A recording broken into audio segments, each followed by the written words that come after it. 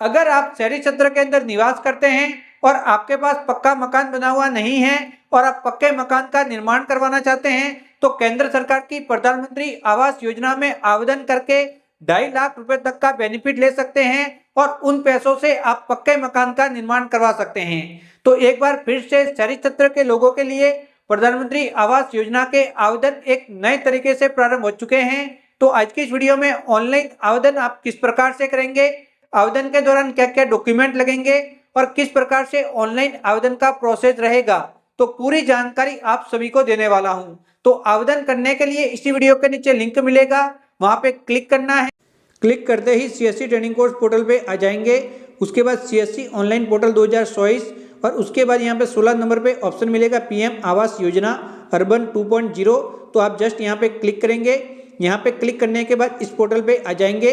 यहाँ पे आने के बाद अप्लाई फॉर पीएम AY 2.0 इसके ऊपर जस्ट आपको क्लिक करना है। आप इस पोर्टल पे आ जाएंगे। यहाँ से आप आवेदन कर सकते हैं इस योजना में। तो आवेदन करने के लिए जस्ट आप यहाँ पे क्लिक करेंगे। यहाँ पे क्लिक करने के बाद इस प्रकार से डिटेल ओपन हो जाएगी।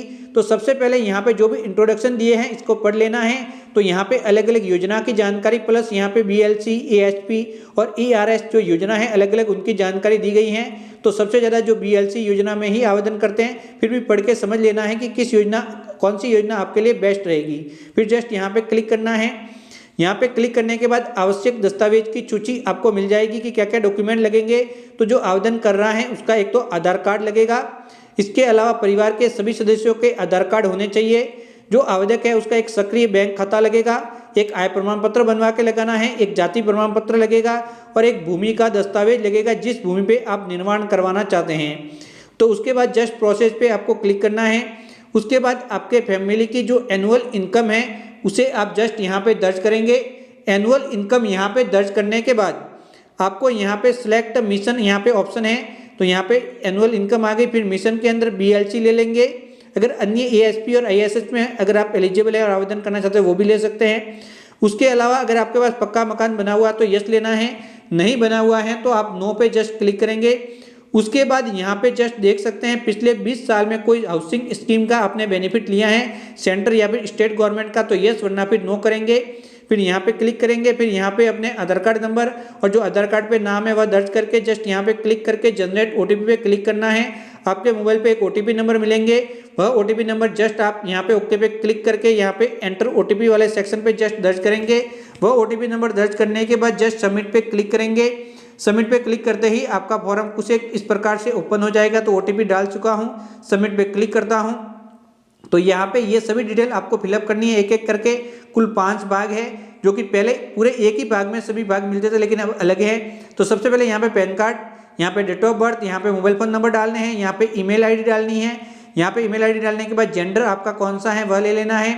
उसके बाद आपकी मैरिटल स्टेटस ले लेना, विवाहित, अनमैरिड या फिर सिंगल वगैरह जो भी हैं वह आप यहाँ पे ले लेंगे। वह लेने के बाद यहाँ पे जस्ट आगे बढ़ेंगे। यहाँ पे पिताश्री का नाम आपको यहाँ पे लिखना है। तो यहाँ पे आप पिताजी का नाम लिख लेंगे फादर्स नेम के अंदर। फिर यहाँ पे पिताजी के आधार कार्ड संख्या, फिर माताजी का नाम जस्ट यहाँ पे लिखना है, माताजी के आधार कार्ड संख्या। फिर आपका रोजगार किस प्रकार का, सेल्फ एम्प्लॉय है, सैलरीड है, रेगुलर है, लेबर है। तो किस प्रकार के, ज़्यादातर लेबर ही होते हैं तो मैं लेबर ले लेता हूँ। उसके बाद जैसे ही लेबर लेंगे तो सब लेबर की कैटेगरी आपको यहाँ पे दिखाई देंगी। तो इसके अंदर आप कौन सा काम करते हैं तो वह ले लेना है। तो जैसे कि यहाँ पे दोस्तों देख सकते हैं अलग अलग बहुत सारे ऑप्शन आपको दिखाई देंगे। तो जो भी काम करते हैं वह ले लेंगे। फिर आपका धर्म कौन सा है, धर्म लेना है। उसके बाद आपको यहाँ पे कास्ट कैटेगरी ले लेनी है, जनरल, ST, SC या फिर OBC से बिलोंग करते हैं। उसके बाद आपसे आपकी शैक्षणिक योग्यता, आपने कहाँ तक पढ़ाई कर रखी है वह यहाँ पे ले लेना है। तो वह मैं यहाँ पे ले लेता हूँ। फिर ये वाला भाग कंप्लीट हो जाएगा। उसके बाद यहाँ पे कुछ एक योजनाएं हैं, यहाँ पे देख सकते हैं। तो आपने इसका बेनिफिट लिया है तो यहाँ पे देख सकते हैं जैसे कि आप आंगनवाड़ी वर्कर हैं या फिर आप स्वनिधि हैं, PM स्वनिधि, निर्माण श्रमिक है, तो वहाँ पे अगर हैं तो यस लेके इसमें से ले लेना। सेम ऐसे कोई भी ऑप्शन जैसे कि PM स्वनिधि बेनिफिशरी हैं, आंगनवाड़ी वर्कर, सफाई कर्मचारी वगैरह PM विश्वकर्मा के अंतर्गत आते हैं तो यहाँ पे यस लेके डिटेल ले लेनी है। अगर आप इन 6 कैटेगरी में नहीं आते तो यहाँ पे नो ले लेंगे। फिर 7 कंटिन्यू पे क्लिक करना है। जैसे 7 कंटिन्यू पे क्लिक करेंगे अगले वाले भाग पे पहुंचेंगे तो यहाँ पे इस प्रकार से फैमिली सदस्य लिखने हैं तो एक सदस्य ऑटोमेटिक आ जाता है। फॉर डेमो में आपको बता रहा हूँ तो यहाँ पे एक सदस्य आ जाएगा। परिवार के अन्य सदस्य भी आपको यहाँ पे एक एक करके सभी ऐड कर लें। तो आपके परिवार के अंदर जितने भी सदस्य हैं उन सभी को यहाँ पे ऐड करना। तो सबसे पहले नाम, फिर डेट ऑफ बर्थ लिखनी है, फिर जो आवेदक है उससे क्या रिश्ता है वह रिश्ता ले लेना है कि आवेदक से क्या रिश्ता है। फिर जेंडर यहाँ पे ले लेना है, जेंडर क्या है। जेंडर लेने के बाद आधार कार्ड नंबर अनिवार्य रूप से दर्ज करके यहाँ पे क्या काम करता है वो फैमिली मेंबर वह ले लेना है।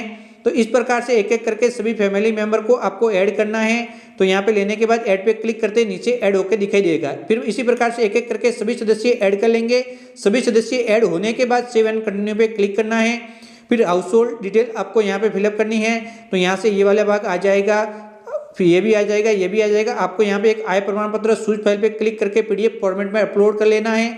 ये अपलोड हो जाने के बाद यहाँ पे आप देख सकते हैं आप जो भी आपका एड्रेस है वहाँ पे कितने साल से रह रहे हैं तो वह ये ले लेना है। उसके बाद आपका जो घर है वो किस प्रकार का है, आपका खुद का है, भाड़े पे है या फिर आपके पास मकान ही नहीं है। 3 ऑप्शन मिलेंगे। तो नो हाउस लेंगे तो कोई बात नहीं, लेकिन अगर आप खुद का या फिर रेंट लेंगे तो आगे और ऑप्शन ओपन होंगे। तो यहाँ पे नो हाउस लिया तो कोई भी ऑप्शन नहीं आएगा। अगर आप रेंट ले लेते हैं या फिर खुद का ले लेते हैं ओन तो यहाँ पे 3 ऑप्शन मिलेंगे। तो आपका पक्का है, सेमी पक्का है या फिर कच्चा है। तो यहाँ पे तीनों में से जो भी ऑप्शन है वह आपका ले लेना है। किस प्रकार का आपका मकान है, पक्का लिया तो पक्के की कैटेगरी आएगी, कच्चा लिया तो कच्चे की कैटेगरी आएगी। तो उसमें से जिस प्रकार का भी है, जैसे RCC है, टाइल्स वगैरह लगी हुई है, तो किस प्रकार का है वह आप यहाँ पे ले लेंगे। तो ये भी आपको यहाँ पे ले लेना है। तो यहाँ पे ये लेने के बाद 7 कंटिन्यू पे क्लिक करेंगे तो अगले वाले भाग के अंदर आपका एड्रेस, आपका परमानेंट एड्रेस, वर्तमान पता सब मांगा जाएगा।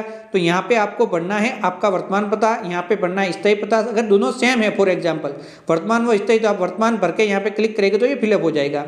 तो वर्तमान के अंदर सबसे पहले मकान संख्या, फिर मोहल्ला, फिर आपका राज्य कौन सा है, फिर यहाँ पे जिला, फिर आपकी सिटी और फिर पिन कोड। अब इसी प्रकार से स्थायी पता सेम है तो यहाँ पे क्लिक करना है और ये फिलअप हो जाएगा। तो इस प्रकार से आप दोनों ही एड्रेस भर लेंगे। फिर आप जहाँ पे मकान का निर्माण यानी कि आवास का निर्माण करवाना चाहते हैं उस आवास एड्रेस का डिटेल पढ़ना है। तो वो वर्तमान पते के समान है तो वर्तमान वाले पे क्लिक करना है और ऑटोमेटिक फिलअप हो जाएगा। अगर परमानेंट एड्रेस के समान है तो यहाँ पे क्लिक करके इसको फिलअप कर लेंगे। अगर अलग है तो अलग से फिलअप कर लेंगे। फिर यहाँ पे देख सकते हैं आप जैसे कि क्या आप वैधानिक शहर ULB के बाहर रहते हैं तो यस करना है। अगर शहरी सतह से बाहर रहते हैं उसके बाद भूमि के दस्तावेज अपलोड करके यहाँ पे अपलोड यानी कि जो भी डॉक्यूमेंट है आपके वो अपलोड कर लेना है। फिर यहाँ पे 7 कंटिन्यू पे क्लिक करना है। 7 कंटिन्यू पे क्लिक करने के बाद अगले वाले भाग के अंदर बैंक खाता यहाँ पे लिखना है, बैंक खाते की पुष्टि करनी है, वापस लिखना है। फिर यहाँ पे बैंक के IFSC कोड दर्ज करने हैं। तो जैसे ही आप IFSC कोड आपके बैंक खाते के दर्ज करेंगे तो बैंक डिटेल ऑटोमेटिक आ जाती हैं। तो मैं यहाँ IFSC कोड एक डाल देता हूँ फॉर एग्जाम्पल। तो यहाँ पे फिर जैसे ही क्लिक करेंगे तो इस प्रकार से डिटेल आपकी आ जाएगी। उसके बाद दोस्तों यहाँ पे केंद्र सरकार की अन्य योजनाएं जो कि संचालित की जाती हैं, जो भी प्रोग्राम संचालित किए जाते हैं उसका बेनिफिट अगर आपने कभी भी लिया है तो यस पे क्लिक करना है और यस पे क्लिक आपको जरूर करना है। अगर बेनिफिट लिया है तो कौन सी योजना का बेनिफिट लिया है तो यहाँ पे कुल 8 योजनाएं मिल जाएगी। तो NHM है, आयुष्मान भारत का लिया है, स्वच्छ भारत मिशन के तहत आपने लिया है, दीनदयाल उपाध्याय है, बिजली बिल वाली का लिया है, उज्ज्वला योजना का लिया है। तो जिस भी योजना का बेनिफिट लिया है उन सबके ऊपर यहाँ पे क्लिक कर लेना है। उसके बाद यहाँ पे क्लिक करके फाइनल सेव पे क्लिक करना है। अगर आपने किसी भी योजना का बेनिफिट इनमें से नहीं लिया तो नो पे क्लिक करेंगे और नो पे क्लिक करने के बाद फाइनल सेव पे क्लिक करना है। उसके बाद फॉर्म की जांच करके फाइनल सेव करेंगे और आपको आवेदन क्रमांक मिल जाएंगे, रजिस्ट्रेशन नंबर मिल जाएंगे और आपका काम कंप्लीट हो जाएगा। उसके बाद यहाँ से आप उसका स्टेटस भी देख सकते हैं। ट्रैक स्टेटस पे आना है और यहाँ पे क्लिक करके आप उसका स्टेटस देख सकते हैं कि जो भी आपने आवेदन किया था वो कौन से स्तर तक हुआ, कौन से स्तर तक नहीं हुआ। तो वह स्टेटस आप यहाँ से बड़े ही आसानी से देख सकते हैं। जब भी आपको स्टेटस देखना हो तो इस प्रकार से इसका स्टेटस भी देखा जा सकता है। तो ये तरीका रहता है ऑनलाइन आवेदन करने का। यह तरीका था ऑनलाइन आवेदन करने का। एक बार आपका आवेदन कंप्लीट हो गया उसके बाद यहाँ पे संबंधित अधिकारी सर्वे करने आएगा, आपके घर पे आके सर्वे करके जाएगा। सर्वे कंप्लीट हो जाने के इस योजना का बेनिफिट आपको मिल जाएगा। तो इसका स्टेटस आप ऑनलाइन देख सकते हैं और स्टेटस के अंदर आप कंप्लीट डिटेल में जानकारी प्राप्त कर सकते हैं कि जो भी आपने आवेदन किया था वो कौन से स्तर तक कंप्लीट हो चुका है। इसके अलावा केंद्र सरकार की किसी अन्य योजनाओं में आप आवेदन करना चाहते हैं तो ऑलरेडी सभी वीडियो हमारे चैनल पे बने हुए हैं।